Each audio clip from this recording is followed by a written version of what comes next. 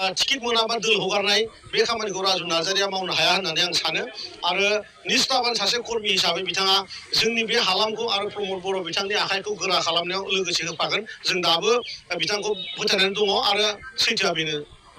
आदै बमब्लं राकेश ब्रह्म माथो नोंथांनि गान खननायखौ खोनासंनो बानानै माथो आदै राजुआ माथो फांसन हलनिफ्रायनो दाना खारबाय।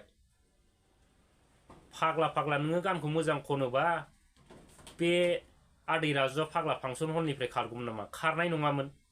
गानफोरखौ मोजां मोजां खननांगौलै जावलिया फावलिया बे बमब्लं दामलाबायनानै गान खनबा सोर फाग्ला खोनासंनांगौ जाखो? बेखायनो मोजां मोजां जुदि गान खनोमोनबा बे आदै राजुआ नोंनि गानखौ मोजां खोनासंबाय थागौमोन नायबाय थागौमोन। दा नोंसोरो गानखौनो मोजां खननो रोङाखसै एकदम जानला मोनला खनबाय हब्रालाबायबाय फाग्ला फाग्ला बिदियाव सोर फाग्ला बे आदा राजुआ मालाय माबा आदै राजुआ मालाय खोनासंनांगौ जाखो नोंसिनि गानखौलाय। दाना आदै राजुजों लोगोसे फांसन हलनि मानसिफ्रानो खारजोबलांसै। नंखायनो गानखौ मोजां खनग्रोनांगौ दाथ' नोंसोर बोरै मोनफिनबावनो। दा नोङो थांखांनायनि उनाव ओइ आदा राजु गानखौ मोजां खननोसै बमब्लंखौ मोजां दामनोसै फैफिनद' होनबा फाग्ला बे आदै राजुआ फैफिनगोन नामा? जाम्बा नामा बे गोरलै गथ' नामा? फैफिना नंखायनो गानखौ मोजां खननांगौ फार्स्टनिफ्रायनो। होमबानो बे आदै राजुआ माब्लाबाबो फांसन हलनिफ्राय खारनाय नङामोन।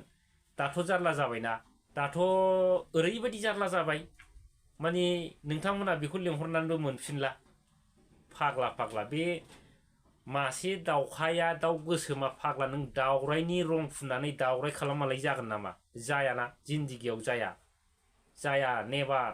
आरो औवा गावनायखौ जुदि माबानानै ग्रोब खालामनानै खाथुमले एकदम रबारफोरजों प्लास्टिकफोरजों आथा होलाबायनानै खाथुमबाबो बे औवाया माब्लाबाबो रोजोब जायालै आदै बमब्लं।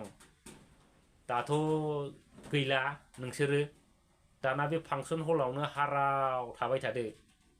बेखायनो सिन्था खालामनांगौ। आं दा बेखौनो फोरमायनो सानदों रायजोफोर दा बिथांमोननि गेजेराव भाइरास हाबबाय। दा बे भाइरासआ मालाबाबो हामनो रोंनाय नंला।